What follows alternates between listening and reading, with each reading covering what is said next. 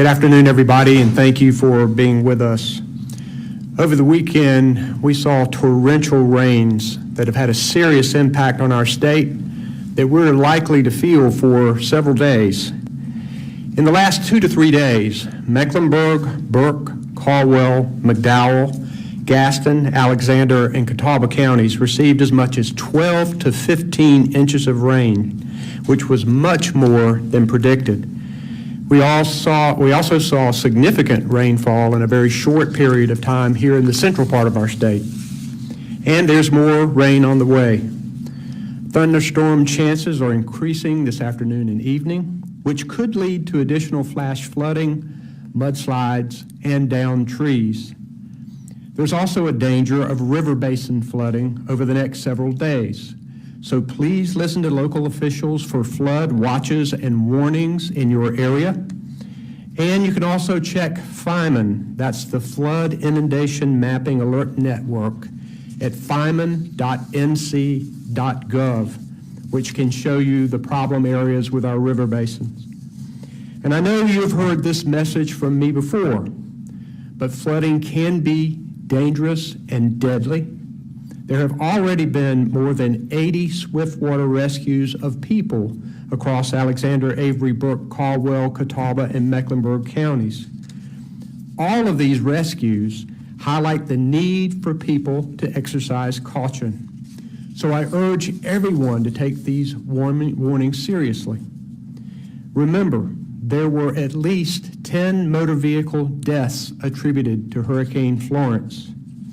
At least 3 counties have declared a state of emergency, including Alexander, Caldwell, and Catawba.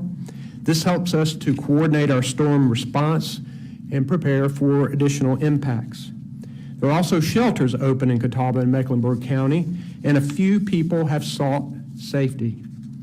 We've also seen significant flooding and road damage in northern Wake and Franklin counties. Other areas have seen some significant road damage as well. So please be careful when driving near road crews and emergency responders who may be working in the area. And remember never to drive around a barricade through water. People have gotten killed that way. As little as 18 inches of moving water can sweep a car away. So please, especially if you live or are traveling in western North Carolina, pay special attention to weather forecasts and remain vigilant. I have with me today Emergency Management Director Mike Sprayberry, Department of Transportation Secretary Jim Trogdon, Department of Public Safety Secretary Eric Hooks, the Commander of the Highway Patrol, Colonel Glen Mcneil, and Commander Gregory Lusk of the North Carolina National Guard. And my interpreter today is Lee Williamson. I'll first recognize Mike Sprayberry for a report. Mike? Thank you, Governor. The state EOC increased its readiness posture yesterday afternoon and had staff here at the EOC last night. Currently, we're activated at a level 3, which means we have North Carolina emergency management staff here and selected state emergency response team partners. That includes the Department of Transportation, Highway Patrol, National Guard, Health and Human Services, Forest Service, and American Red Cross. Other agencies are on alert and can be called in quickly. As the governor said over the weekend, we brokered mutual aid with local swiftwater rescue teams to support over 80 rescues in Alexander, Avery, Burke, Caldwell, and Catawba, and Mecklenburg counties. No swiftwater rescue operations are currently underway, but crews are standing by to assist as necessary. Impacted counties have requested Forest Service bridge crews and bridge mats to provide access to isolated homes and communities. These missions are currently underway.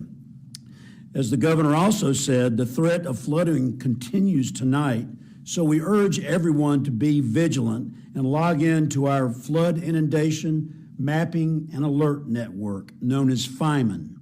You can log in at fiman.nc.gov.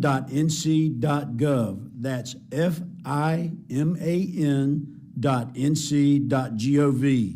That way you can determine the flood threat at your location.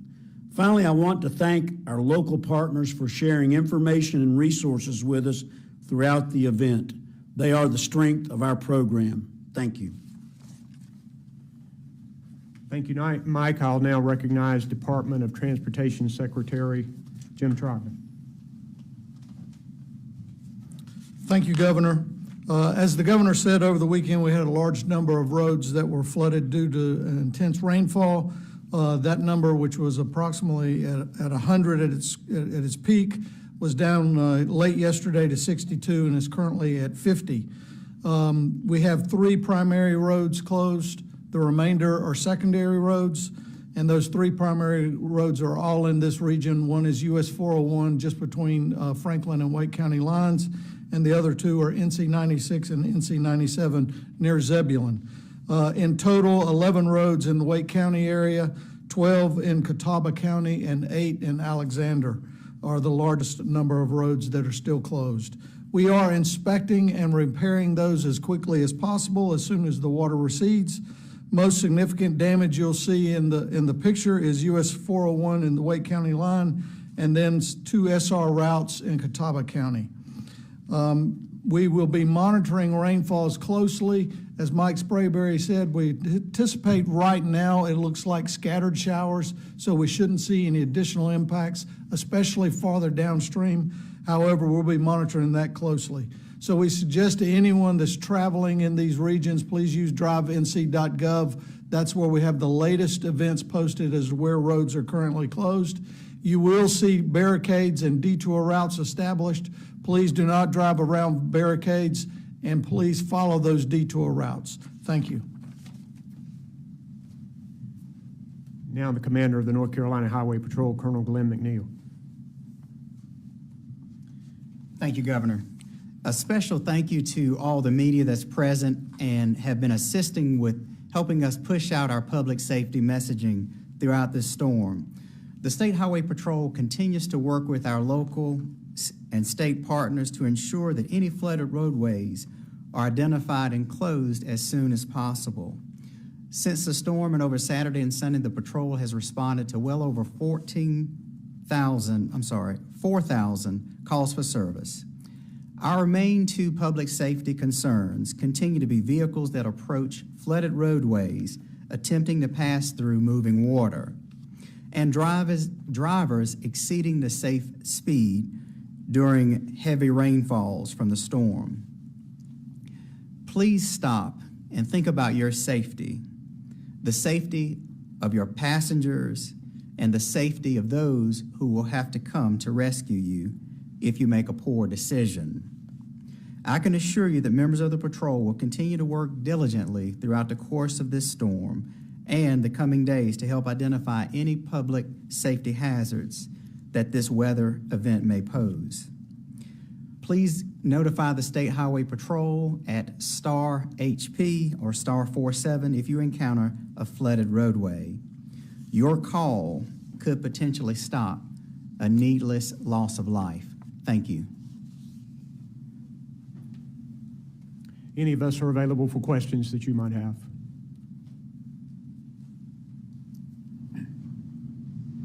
Governor, and this also may be for the NCDOT Secretary as well. Looking at the roads and highways that suffered damage from this weekend's weather, particularly US 401 in Franklin County, do you all, as far as have a time frame and maybe from a monetary or money standpoint, as far as how much is it going to be to fix these roads, and when can people living around here expect to see these roads back up and running? I'll leave that to Secretary Trogdon. We're working on those answers as we speak. We're fortunate on US 401, that was an active construction project where we were taking the 2-lane road, widening to 4 lanes, so we have a contractor that's already there. So we're working on what additional work needs to be done, how to sequence that in to get that open as quickly as possible. A great example is that location was supposed to have a large precast culvert, new culvert installed. We're tracking to see where that is in the manufacturing process, how we can get that sped up and how we can get at least one direction open as quickly as possible. We realize how important this one is to Franklin County As most people are probably not aware, about 70% of the Franklin County residents work in Wake County. So this is one of the primary routes with about 20,000 cars a day using that two-lane stretch of US 401. And if I may too, just as a follow-up question, looking at what we went through this weekend, of course, hurricane season is underway with June 1st already coming through. How do you all feel about the state of these roads around North Carolina, especially in this part of the state, after going through what we went through this past weekend? We're working every contingency. So a great concern, most of the primary roads in North Carolina are designed by standard to meet 50-year storm frequencies. Interstate is usually between 75 and 100 years.